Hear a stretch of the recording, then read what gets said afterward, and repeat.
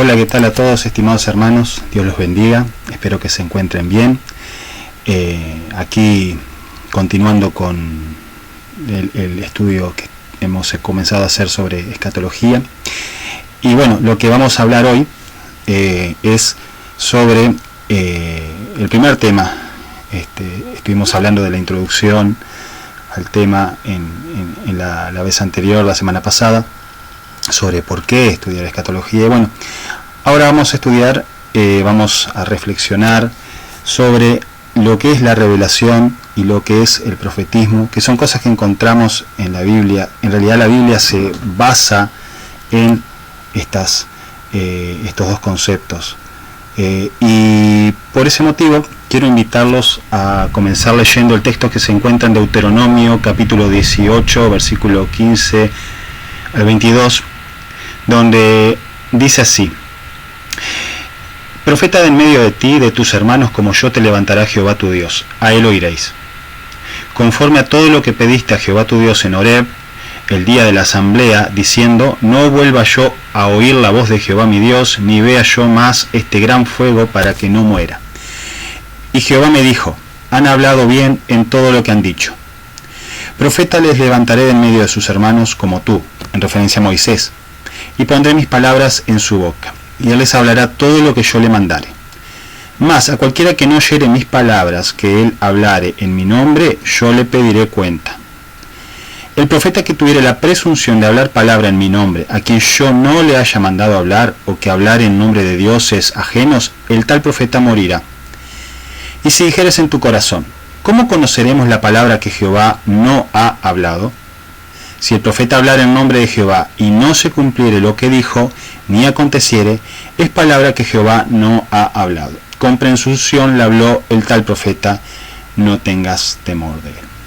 Bien, con este pasaje donde Jehová le promete al pueblo de Israel por medio de Moisés que les iba a hablar por medio de profetas, con esto en mente vamos a ver estas dos cosas que son la revelación y el profetismo. En primer lugar vamos a ver qué es revelación.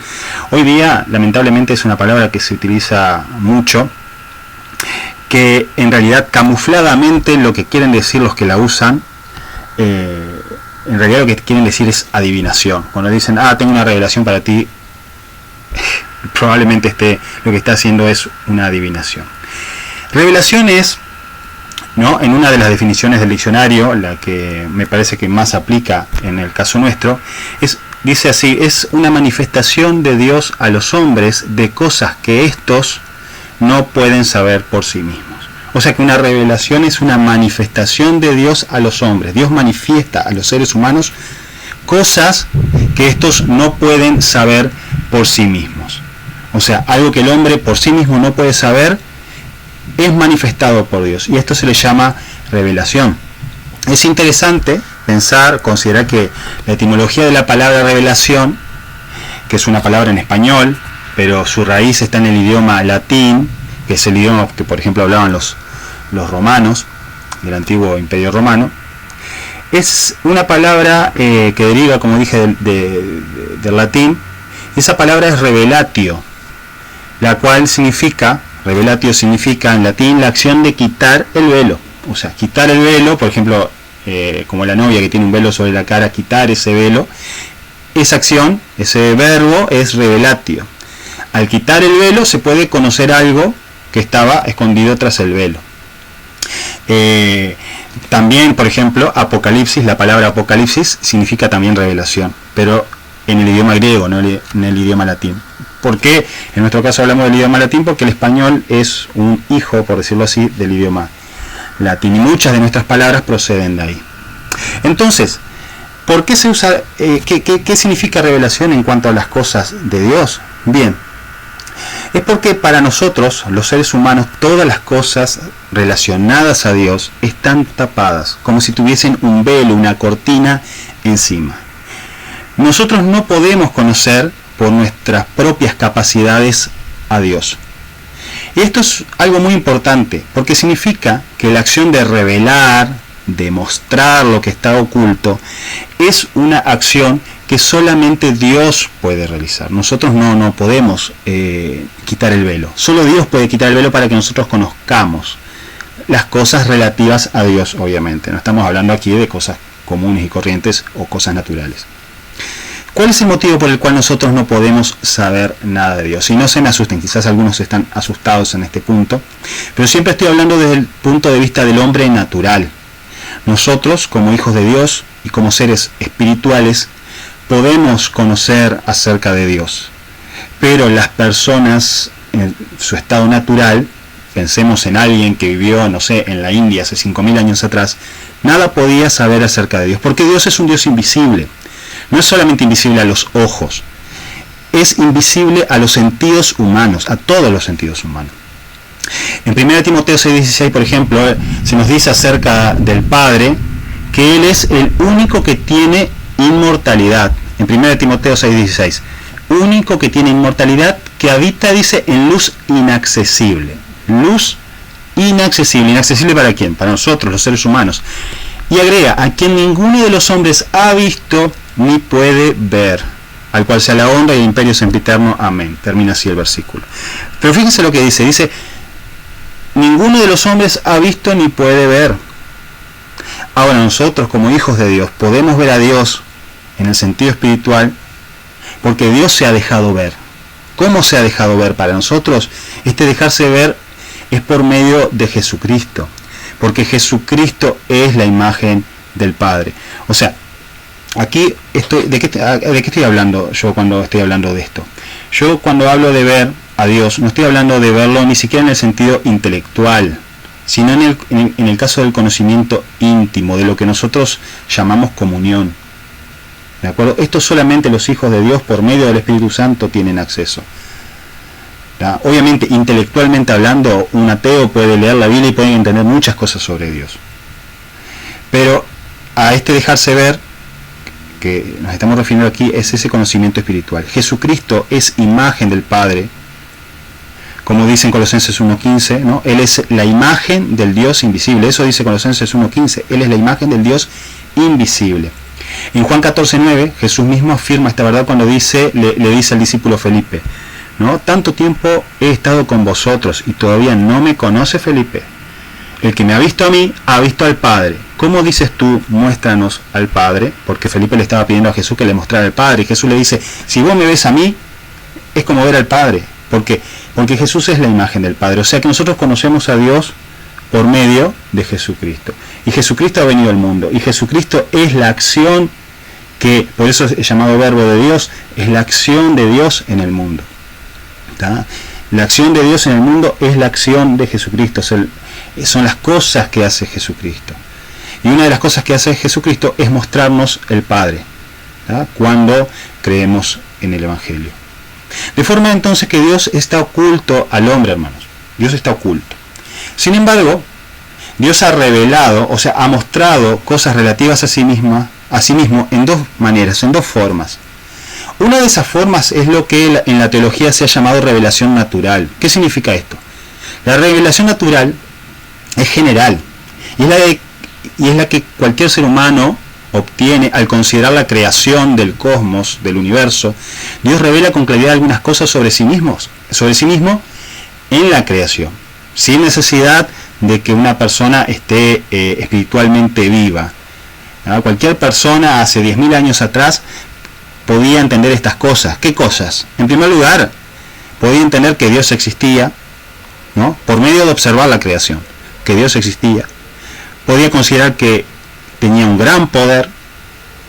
También podía considerar que ese creador es superior, en relación a cualquier elemento del universo, es superior al Sol, es superior a la Luna, superior a las estrellas, superior al planeta Tierra, obviamente superior a cualquier ser humano.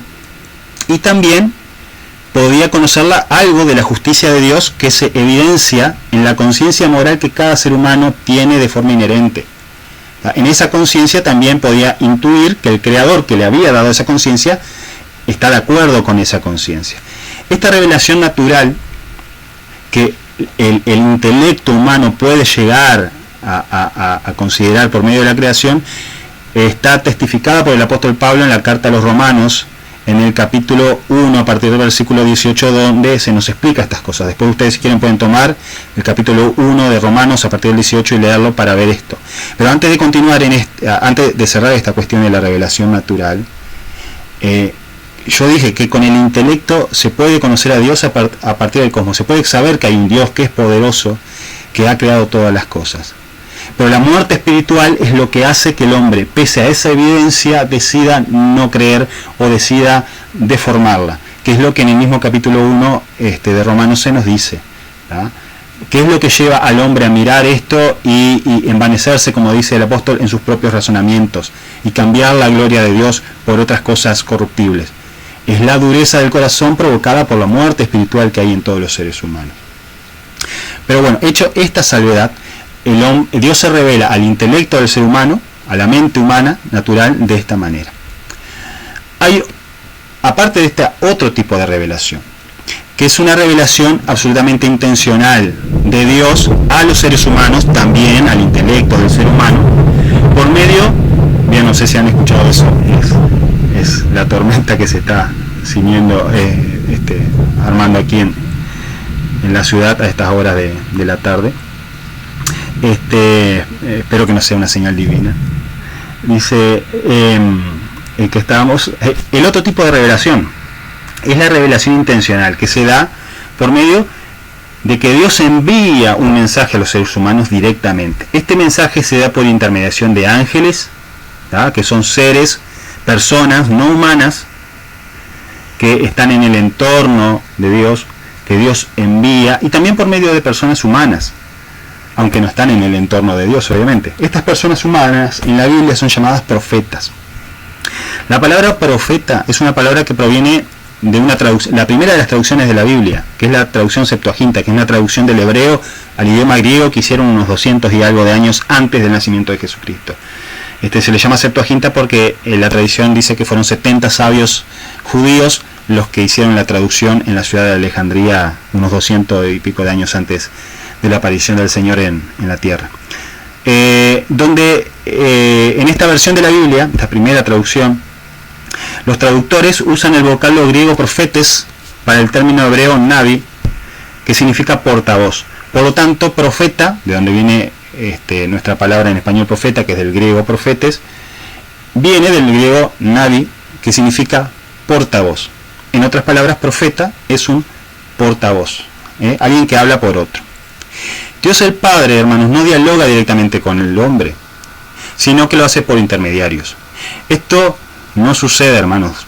Ni siquiera en el Nuevo Testamento sucede esto, donde Jesucristo se llama a sí mismo enviado por el Padre. Hermanos, yo aquí no estoy hablando que uno no pueda tener comunión con el Padre, pero cuando hablamos de eso estamos hablando de algo de naturaleza espiritual, metafísica. Otra cosa es que Dios hable palabras, que te transmita un mensaje, y si por alguna manera esto sucediera es por medio del Espíritu, si fuese directamente. Si no, sería por medio de un ángel, como también lo observamos, ¿no?, en Apocalipsis 1:1, donde dice la revelación de Jesucristo que Dios le dio para manifestar a sus siervos las cosas que deben suceder pronto, y la declaró enviándola por medio de su ángel a su siervo Juan. Hermanos, Juan, el que escribió el libro de Apocalipsis, ¿no?, un hijo de Dios preso en la isla de Patmos por el testimonio de la palabra de Dios y por el testimonio de Jesucristo. Nadie me puede decir que este hombre no tenía comunión con Dios, no tenía comunión con el Padre, pero sin embargo el mensaje, Dios el Padre no se lo dio directamente, no le habló a Juan, sino que lo envió por medio de un ángel, como declara aquí el texto. Entonces hay que tener muy en claro las diferencias. Una cosa es tener comunión espiritual, desde donde nosotros del Padre obtenemos vida interior. Otra cosa es que se nos comunique un mensaje. Este tipo de revelación, ¿no?, o sea, demostrar algo oculto, pero de forma intencional, se manifiesta en el fenómeno del profetismo. O sea, un enviado humano que transmite un mensaje, que es un portavoz de parte de Dios a un individuo y un grupo, una nación, etc. Bien, ese mensaje de Dios es transmitido a un individuo, a un grupo, una nación, etc. ¿Por qué existen los profetas? Los profetas existen porque Dios quiere hablar quiere hacer llegar su mensaje. Por eso, por ejemplo, está escrito, ¿no?, en Amós 3:8, si habla Jehová el Señor, ¿quién no profetizará? O sea, el hecho de que Dios hable, significa que va a ser oído. Por lo tanto, es el hecho de que hayan existido profetas en la historia, significa que Dios ha hablado. Y la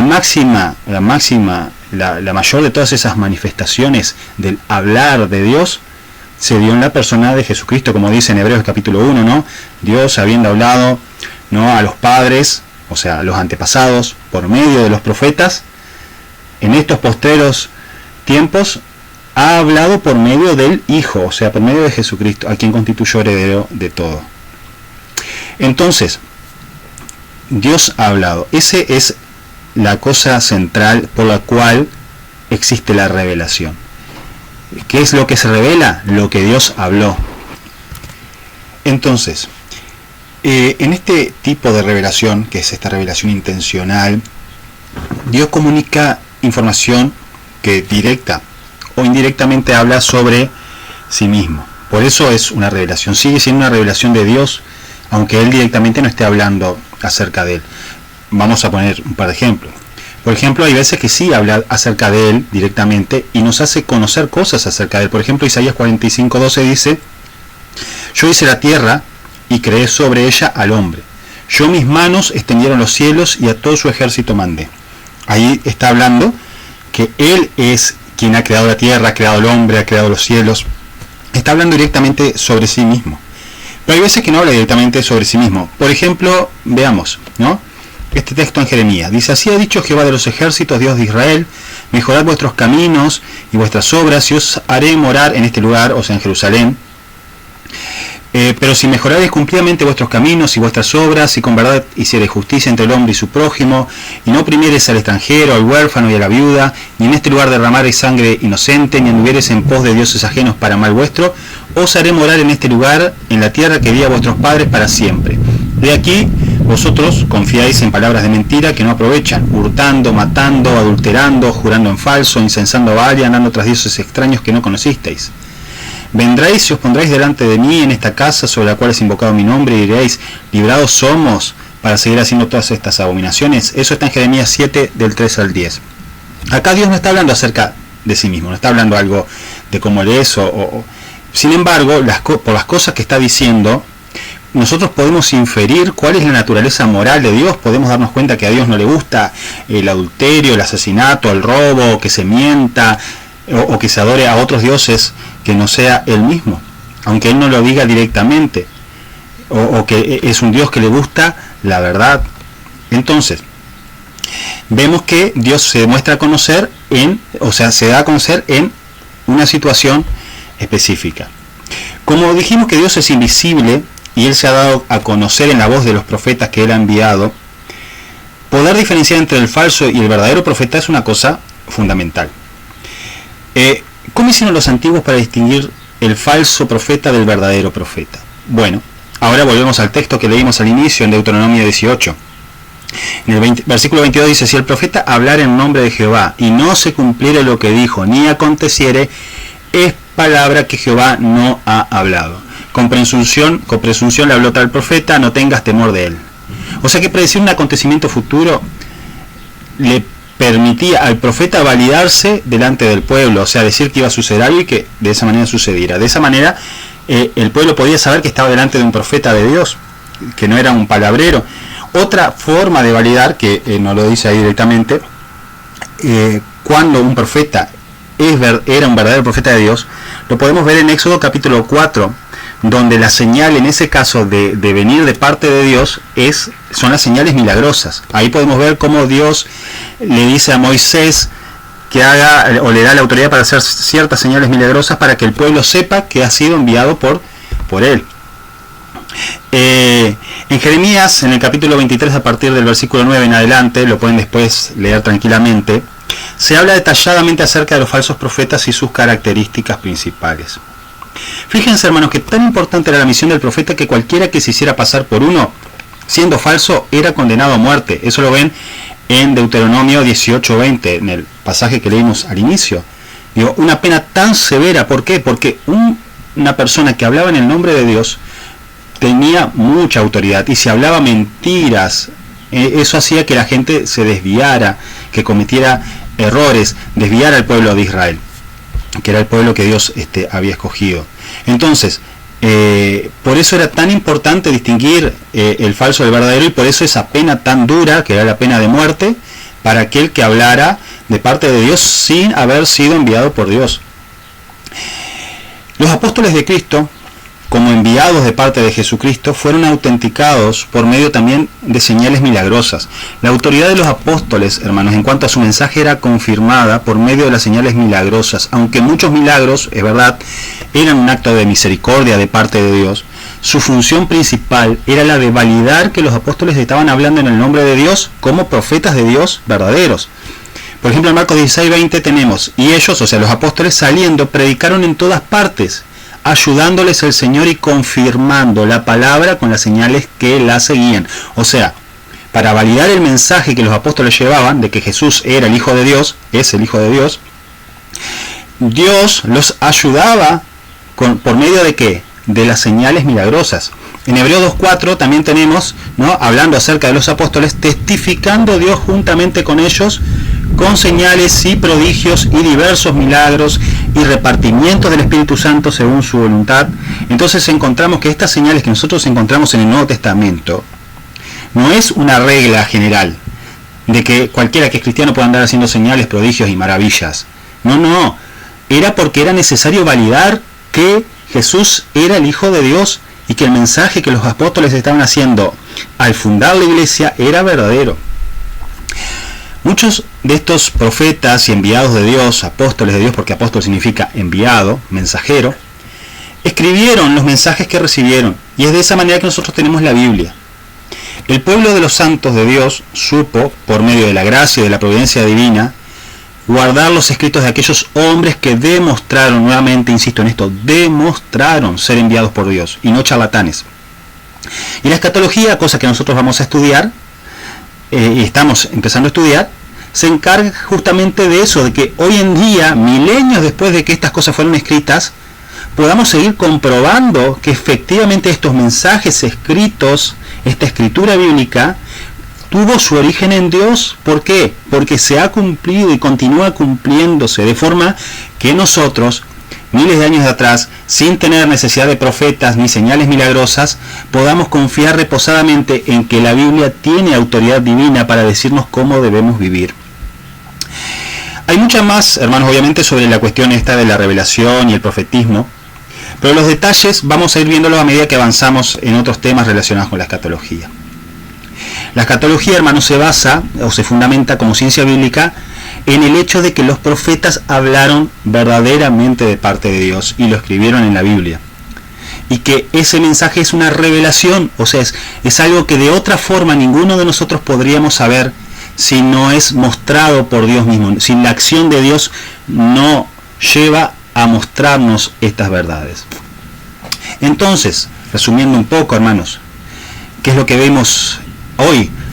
Que la revelación es mostrar lo que está oculto, y que esa revelación es una acción directa de Dios. ¿Cómo se da esa acción directa de Dios de revelarnos la verdad acerca de Él mismo? Lo ha hecho por medio de los profetas, que son sus enviados. Y estos profetas, para saber que eran verdaderos, fueron validados porque la palabra que anunciaron se cumplió, de forma que el pueblo de Dios supo que realmente eran enviados por Dios, y también por las señales milagrosas que se obraron por medio de ellos. De esa manera Dios testificaba que esos hombres eran enviados de parte de Él, y por eso se puede confiar en las cosas que dijeron y que escribieron. Hermanos, con esta introducción a este tema, vamos a poder ahora, a partir del siguiente miércoles, ya entrar en entender qué es en sí la escatología, para poder empezar a avanzar de a poco sobre ella. Que Dios los bendiga y que los guarde, y bueno, y ustedes también cuídense. Un abrazo a todos. Saludos.